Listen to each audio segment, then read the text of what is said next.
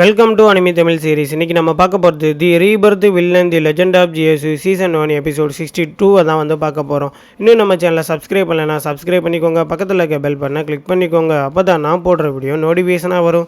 சரி வாங்க வளவலன்னு பேசாமல் நம்ம எபிசோடுக்குள்ளே போகலாம். எபிசோடோட ஸ்டார்டிங்கில் டாங் ஃபேமிலியை சேர்ந்த மூதாதையர் பெரிய ஒரு கையை வச்சு அட்டாக் பண்ணிட்டு இருக்காரு.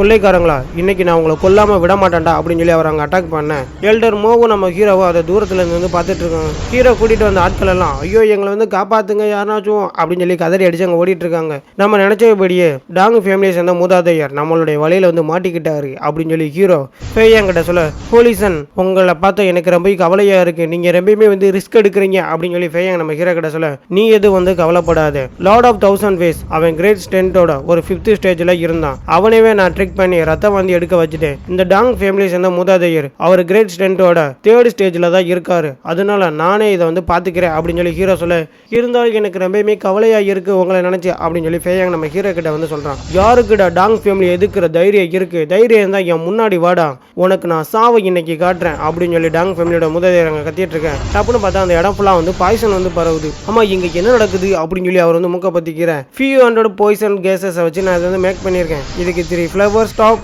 அப்புறம் half stays lacking madness, fragrance spoon of soft tenner, love potion, அப்புறம் இன்னும் நிறையாத வச்சு தான் நான் இதை வந்து மேக் பண்ணியிருக்கேன். இதுல இருந்து யாருமே வந்து தப்பிக்க முடியாது அப்படின்னு சொல்லி ஹீரோவுடைய அந்த பொம்மை சின்னதாக வந்து சொல்ல, ஃபேயாங் 6th கிரேட் ஃபார்மேஷன் கில்லிங்கை யூஸ் பண்ணி அந்த ஆளை நான் ட்ராப் பண்றேன், அந்த ஆள் கதையை முடிச்சிரு அப்படின்னு சொல்லி ஃபேயாங் கிட்ட நம்ம ஹீரோ சொல்ல, 1000 வேர்ல்டு ட்ரூ ஹேண்ட்ஸ் அப்படின்னு சொல்லி நிறைய கைகளை வச்சு டாங் ஃபேமிலியை சேர்ந்த மூதாதையரை வந்து அட்டாக் பண்றா ஃபேயாங். அந்த இடத்துல ஒரு பெரிய பிளாஸ்ட் வந்து ஏற்படுது. டாங் ஃபேமிலியோட முதல்வர் கடையும் அதே இடத்துல இருந்து முடிஞ்சிருது. ஹீரோ அதை பார்த்துட்டு லெஸ் தென் 1 ஹவர்லேயே நம்ம டாங் ஃபேமிலியை சேர்ந்த முதல்வர் கதையை வந்து முடிச்சிட்டோம். ஃபேயாங் உன்னை நினைச்சா எனக்கு ரொம்பவுமே பெருமையா இருக்கு அப்படின்னு சொல்லி ஹீரோ சொல்ல, எல்லாமே உங்களோட ட்ரைனிங் தான் அப்படின்னு சொல்லி ஃபேயாங் நம்ம ஹீரோ கிட்ட வந்து சொல்றான். போலீசன் நம்ம டாங் ஃபேமிலி அழிச்ச இந்த நியூஸ் மற்ற ஃபேமிலியை சேர்ந்த எல்லா பேருக்குமே வந்து பரவி இருக்கும், அதனால அவங்க எல்லாருமே வந்து ஓடி போய் ஒளிஞ்சிருப்பாங்க. இந்த நேரத்தில் நம்ம இந்த சவுத் ரிலேமை விட்டு போயிடலாம் அப்படித்தானே அப்படின்னு சொல்லி நம்ம ஹீரோ கிட்ட கேட்க, ஆல்ரைட் நம்ம கண்டிப்பா வந்து இங்கேருந்து கிளம்பிடலாம், இங்கேருந்து போனதுக்கு அப்புறம் ஒரு பெட்டரான ரிவார்டு நான் உனக்கு கொடுப்பேன் அப்படின்னு சொல்லி ஹீரோ ஃபேயாங் கிட்ட சொல்றான். அங்க சீனை கட் பண்ணிட்டு ஈஸ்டர்ன் ஸ்டேட்ல இருக்க குயின்லாங் மவுண்டன் ரேஞ்சை தான் நமக்கு வந்து காட்டுறாங்க. அங்க பார்த்தா ஓயாங் மியா வந்து தப்பிச்சு ஓடிட்டு இருக்கான். பியாவோசு உனக்கு எவ்வளவு தைரியம் இருந்தா நீ என்னவே எதிர்ப்ப அப்படின்னு சொல்லி ஓயாங் மியா அங்க ஓடிட்டு இருக்க.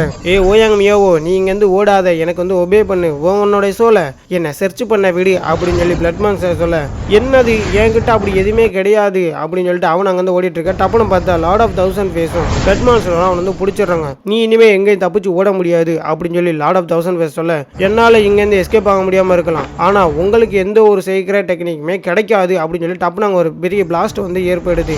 என்னது அவ செல்ஃப் டிஸ்ட்ரக்டட் ஆயிட்டானா அப்படின்னு சொல்லி லார்ட் ஆஃப் 1000 ஃபேஸ் கேட்க, அவ செல்ஃப் டிஸ்ட்ரக்டட் ஆயிருந்தாலும் பரவாயில்லை, ஓயாங் மியாவோட ஒய்ஃபு கிட்ட எனக்கு தெரிஞ்சு இந்த சீக்ரெட் டெக்னிக் வந்து இருந்திருக்கும், ஓயாங் ஃபேமிலி அழிச்சான்ல அவன் கண்டிப்பா இதை வந்து எடுத்துட்டு போயிருப்பான், நம்ம அவனை வந்து கண்டுபிடிக்கணும், இந்த சீக்ரெட் டெக்னிக் கிடைக்கணும் அப்படிங்கிறதுக்காக இந்த ஹியூமன் ரிலேமே கூட தலைகளாக திருப்பி போடணும்னா கூட நான் வந்து திருப்பி போடுவேன் அப்படின்னு சொல்லி அவன் சொல்கிறான். அங்கே வந்து சீன் வந்து கட் ஆயிருது. 2 நாட்கள் கழிச்சு என்ன நடக்குது அப்படிங்கிறத நமக்கு வந்து கட்டுறாங்க.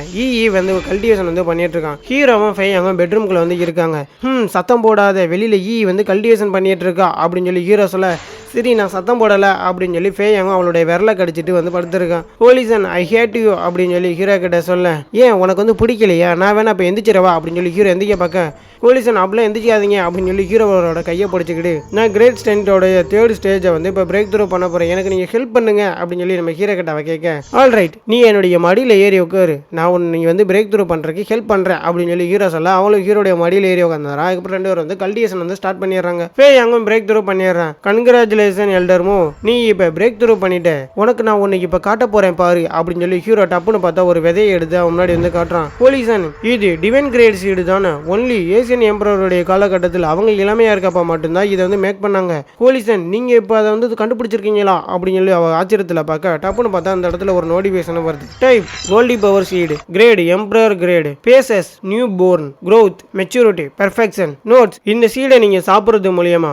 கோல்டி பவர் ஸ்டேஜை நீங்க இப்போ நம்ம பிரேக் த்ரூ பண்ணலாம் அப்படின்னு சொல்லி அந்த நோட்டிஃபிகேஷன்ல வரேன். போலீசன் நீங்க வெயிட் பண்ணுங்க, நான் உங்களுக்காக மீட் சமைச்சு எடுத்துட்டு வரேன் அப்படின்னு சொல்லிட்டு அவன் இடத்துல இருந்து கிளம்ப ஹீரோ இன்னைக்கு நாள் ரொம்பவே நல்லா இருக்கு, இந்த சீடு எனர்ஜியை பத்தி நான் ஸ்டடி பண்ணணும் அப்படின்னா ஒரு இடத்த வந்து கண்டுபிடிக்கணும் அப்படின்னு சொல்லி வெளியில போய் ஒரு பாறை மேல ஹீரோ உட்காந்துருக்கான். இந்த இடத்துல நிறைய ஸ்பிரிச்சுவல் எனர்ஜி வந்து கிடைக்குது அப்படின்னு சொல்லி ஹீரோ கல்டிவேஷன் பண்ணிட்டு இருக்கேன். ஹீரோக்கு மறுபடியும் வந்து நோட்டிஃபிகேஷன் வருது. First time experiencing the seed energy detector realising rootless divine water அப்படின்னு சொல்லி ஒரு நோட்டிஃபிகேஷன் வரேன். ரூட்லெஸ் டிவைன் வாட்டரா அப்படின்னு சொல்லி ஹீரோ வந்து ஸ்டாக்கிங்ல பாக்குறான். டப்புன்னு பார்த்தா ஹீரோ உட்காந்து அந்த பாறையை வந்து ரெண்டா வந்து பழகுது. ஆமா இங்க என்ன நடக்குது அப்படின்னு சொல்லி பார்த்தா அந்த புகைமூட்டத்துக்குள்ள ஒரு பொண்ணு வந்து நிக்கிறான். ஆமா நீ யாரு அப்படின்னு சொல்லி ஹீரோ கேட்க, ஆமா எவ்வளவு காலம் நான் இப்படி தூங்கிட்டு இருந்தேன், ஆமா இது எந்த காலகட்டம், இது பிரிமோடைல்ஸ் தானே அப்படின்னு சொல்லி அந்த பொண்ணு கேட்கிறா. இந்த இடத்துல இந்த சாப்டர் வந்து முடிஞ்சிருது. அதுல ஹீரோ அந்த சீடை பத்தி தெரிஞ்சுக்கணும் அப்படிங்கிற அதான் அந்த பாறை மேல உட்காந்து கல்டிவேஷன் பண்ணிட்டு இருந்தான். டப்புன்னு பார்த்தா அந்த பாறையை உடைச்சிக்கிட்டு ஒரு பொண்ணு வந்து அந்த இடத்துல வந்து நிக்கிறான். இவ யாரு அப்படிங்கறத நெக்ஸ்ட் சாப்டர் பத்தி தெரிஞ்சுக்கலாம். இந்த வீடியோ பிடிச்சிருந்துச்சுன்னா ஒரு லைக் பண்ணிவிடுங்க, ஒரு சப்ஸ்கிரைப் பண்ணிவிடுங்க. உங்களிடமிருந்து விடைபெறுவது உங்கள் ATS.